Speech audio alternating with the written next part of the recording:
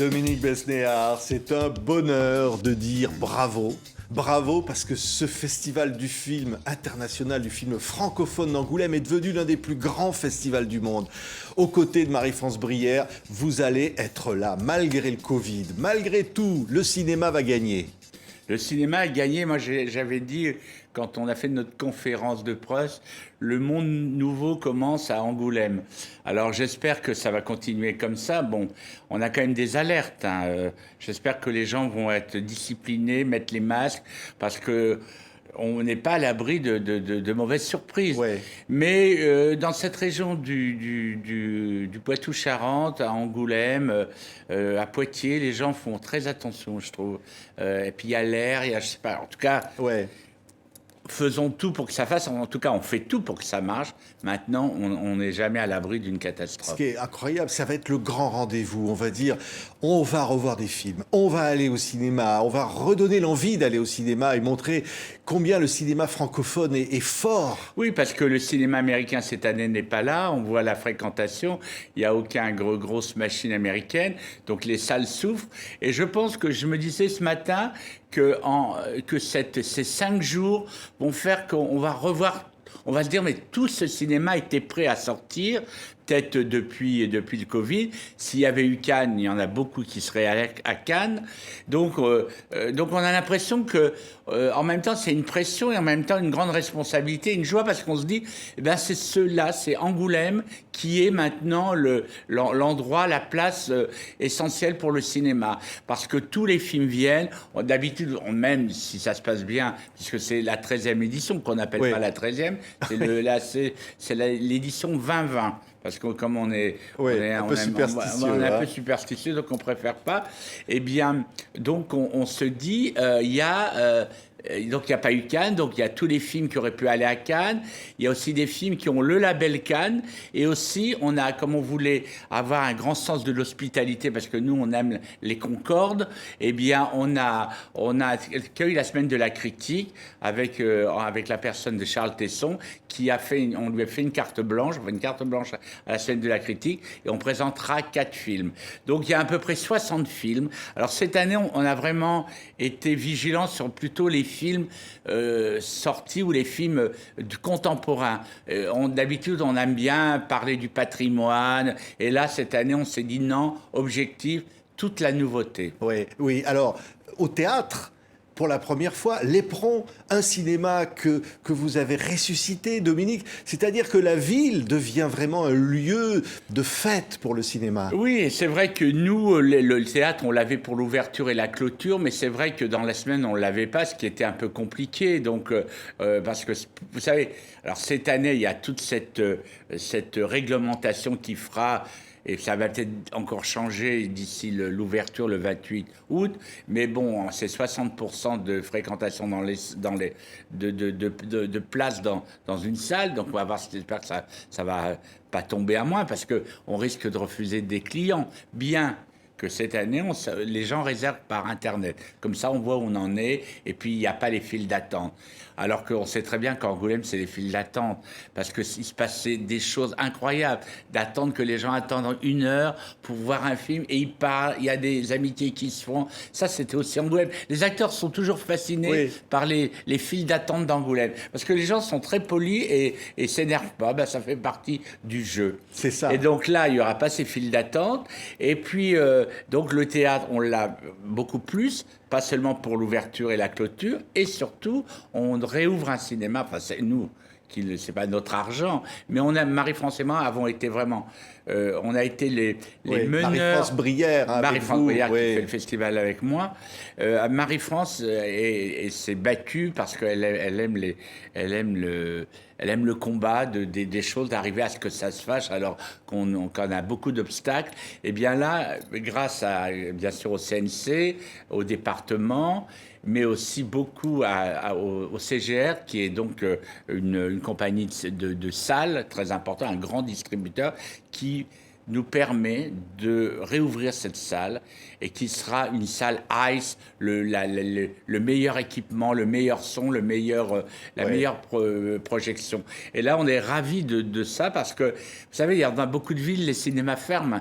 Ouais. Eh bien, nous, on en réouvre dans le centre-ville. Encore et encore. Alors, Isabelle Huppert, Depardieu, Depardieu, Pierre c'est Vernet jamais de Lépine sûr, hein. qui préside le jury, qui vont faire le film d'ouverture. C'est-à-dire, il va y avoir, enfin, beaucoup de stars vont venir. Ben, il y a Isabelle Adjani, il y a oui. Nathalie Baye, il y a Isabelle Huppert, il y a aussi des Blanche Gardin, Corinne Marzero.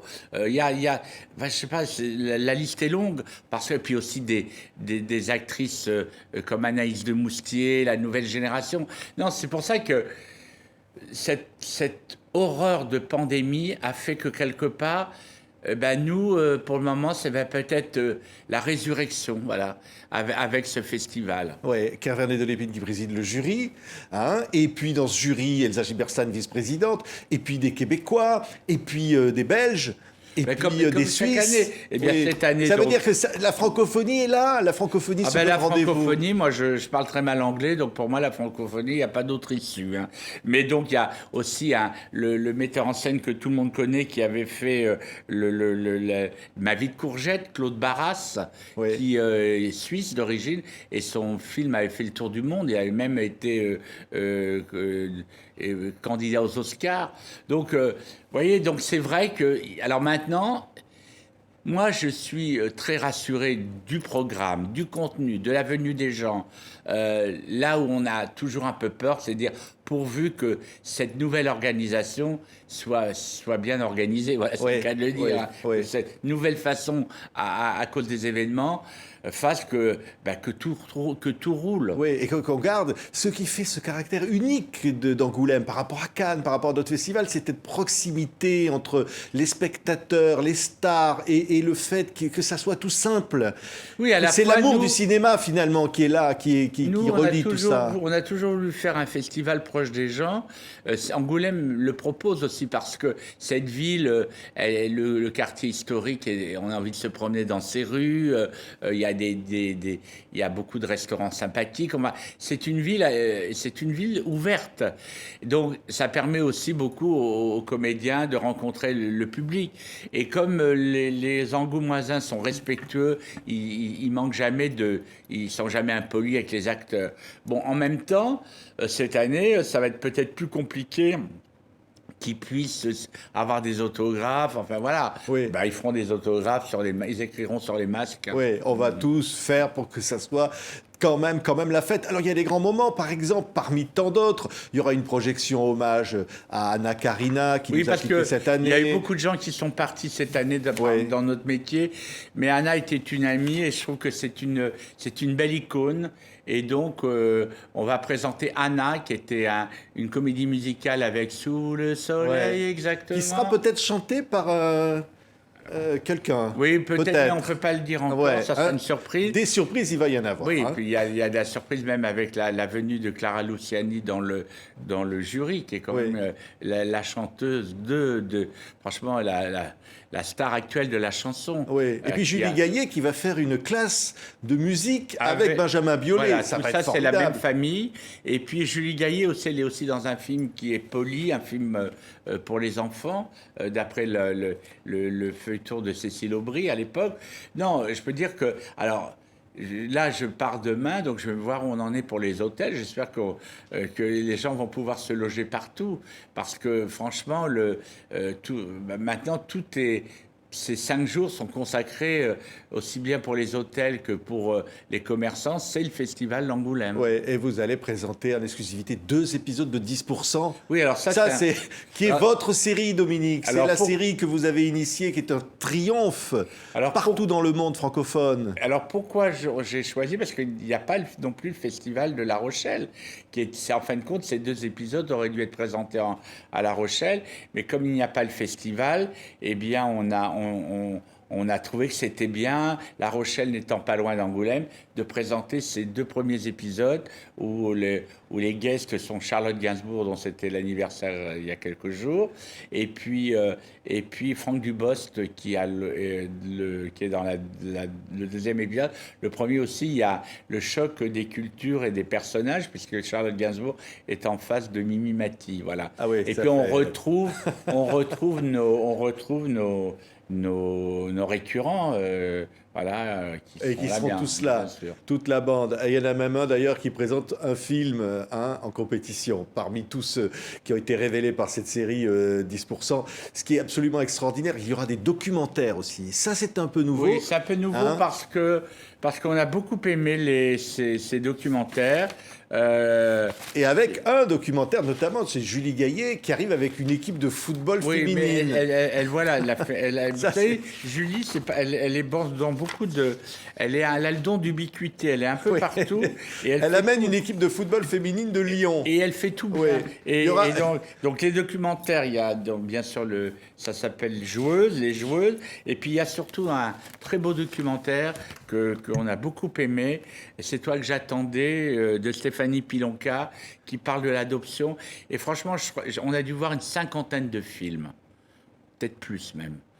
On les voit en salle. Hein. Attendez, Oui. ça c'est la différence. Ouais. C'est que c'est C'est pas Marie-France et Netflix, moi. là, c'est du vrai cinéma. Ah non, hein. on voit tout, pour les sélectionner, on les voit tous en salle.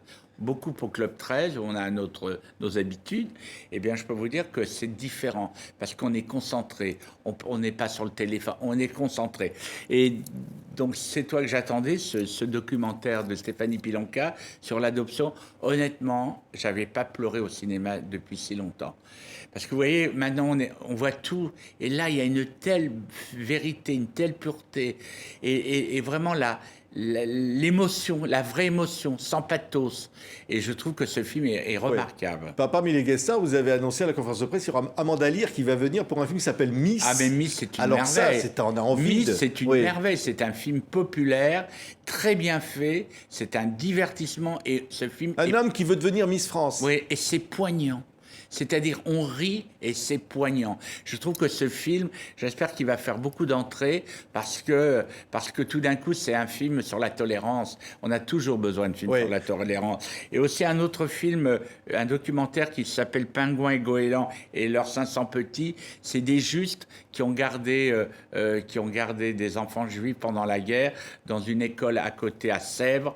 Et c'est ce film est réalisé par Michel Leclerc. Et sa mère a été une des enfants de cette école où ces gens étaient absolument culottés parce qu'ils donnaient des noms, bien sûr, à consonance très française pour pouvoir les cacher. Et c'est un film merveilleux. Et on a besoin aussi de films, toujours, de ne jamais oublier les catastrophes racistes et humaines. Oui, Michel Leclerc qui avait fait Le Nom des gens, voilà. César du meilleur film. Les tendances globales, Dominique, c'est quoi cette année dans le cinéma francophone? On sent comment on regarde le monde. Eh bien, moi, je trouve que quand vous voyez Est-ce que c'est pessimiste parce que l'époque est dure? Est-ce qu'il y a au contraire de l'optimisme pour affronter les temps? Je trouve que, par exemple, en compétition, il fallait quand même qu'on trouve un peu des comédies parce que, vous savez, souvent les films d'auteur sont quelquefois plus graves, plus pointus.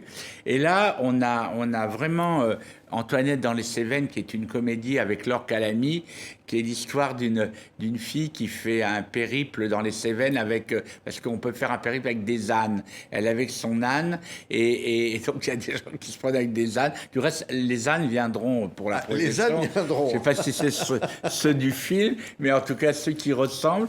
Et donc donc tout d'un coup, elle fait une périple parce qu'elle veut récupérer son mec qui est parti avec sa femme faire ce trajet. Et c'est vraiment mais drôle et aussi avec un retour à la nature. Et puis il y a Un Triomphe. Un Triomphe, c'est un film de Emmanuel Courcol avec Cadmerade qui a trouvé son Ciao Pantin. Il l'avait déjà avec Baron Noir, mais là il est extraordinaire. C'est l'histoire d'un acteur au chômage qui va donner des cours, qui va monter une pièce de théâtre en prison. Et je peux vous dire que ça dit beaucoup plus de choses sur le milieu carcéral, sur les rapports entre la création et les détenus. C'est vraiment un film formidable. Et on rit, et c'est aussi très poignant. Et je pense que voilà, donc nous, ce film, on voulait absolument le mettre en compétition parce que je lui dis, ça va montrer un autre aspect de CAD. Merci Dominique. Voilà. Merci beaucoup. On est tellement heureux. TV5 Monde. Et puis il y a un film aussi, je voudrais comment parler parce que c'est ma copine qui joue dedans. Nathalie Baye est absolument extraordinaire. Je dis c'est Jenna Roland dans Garçon chiffon de Nicolas Maury. Voilà, justement, dont je parlais tout à l'heure. Ancien anciens de 10%, révélés parmi d'autres. Merci Dominique. Merci. C'est le nouveau monde qui s'ouvre à Angoulême. En C'est tout ça cas, l'idée. Hein. un monde nouveau, c'est mieux peut-être. Le nouveau monde ou un monde nouveau, comme vous voulez. Et notre patron Yves Bigot fera partie du jury cette et année. ça, c'est pas faute de lui avoir demandé depuis très longtemps, mais cette année, c'était très Patron bien. de TV5 Monde. Et TV5 Parce Monde que présent. TV5 Monde et aussi Canal, dans un autre, sont des partenaires historiques. Ils sont là depuis le début. Et on sera là, et on fera des émissions, on fera vivre tout ça pour tous nos téléspectateurs du monde entier. Dominique Bessner, du 28 août au 2 septembre, c'est à Angoulême que ça se passe, grâce à vous. Merci. Merci, bravo merci. Dominique. Voilà.